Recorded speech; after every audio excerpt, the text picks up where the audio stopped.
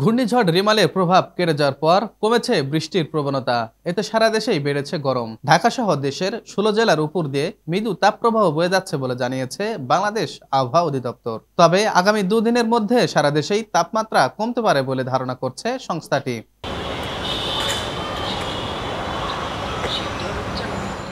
রবিবার আবহাওয়ার পূর্বাভাসে বলা হয়েছে, রংপুর, ময়মনসিংহ ও সিলেট বিভাগের অনেক জায়গায়, ঢাকা, রাজশাহী ও চট্টগ্রাম বিভাগের কিছু কিছু জায়গায় এবং খুলনা ও বরিশাল বিভাগের দু এক জায়গায় অস্থায়ীভাবে দমকা হাওয়া সহ হালকা থেকে মাঝারি বৃষ্টি বা বজ্রসহ বৃষ্টি হতে পারে।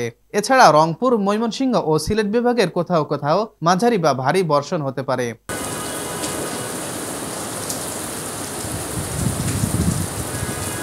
এদিকে তাপপ্রবাহের তথ্যে বলা হয়েছে, ঢাকা, টাঙ্গাইল, ফরিদপুর, মাদারীপুর, রাজশাহী, পাবনা, সিরাজগঞ্জ, রংপুর, মৌলভীবাজার, চাঁদপুর, নোয়াখালী, বাগেরহাট, যশোর, বরিশাল, পটুয়াখালী এবং ভোলা জেলার উপর দিয়ে মৃদু তাপপ্রবাহ বয়ে যাচ্ছে এবং তা কিছু কিছু এলাকা থেকে প্রশমিত হতে পারে।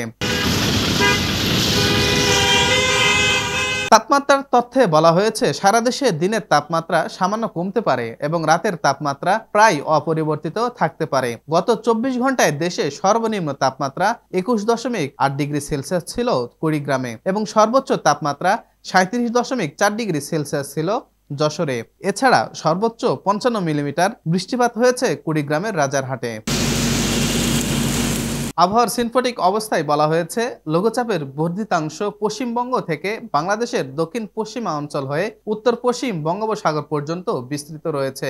দক্ষিণ পশ্চিম মৌসুমী বায়ু ঢাকা, বরিশাল, চট্টগ্রাম, সিলেট, ময়মনসিংহ, রংপুর ও রাজশাহী বিভাগ পর্যন্ত অগ্রসর হয়েছে। তা আরও অগ্রসর হওয়ার জন্য পরিস্থিতি অনুকূলে রয়েছে বলে পূর্বাভাসে উল্লেখ করা হয়েছে। মোফাজ্জল বিদ্যুৎ, নিউজ নাও 24।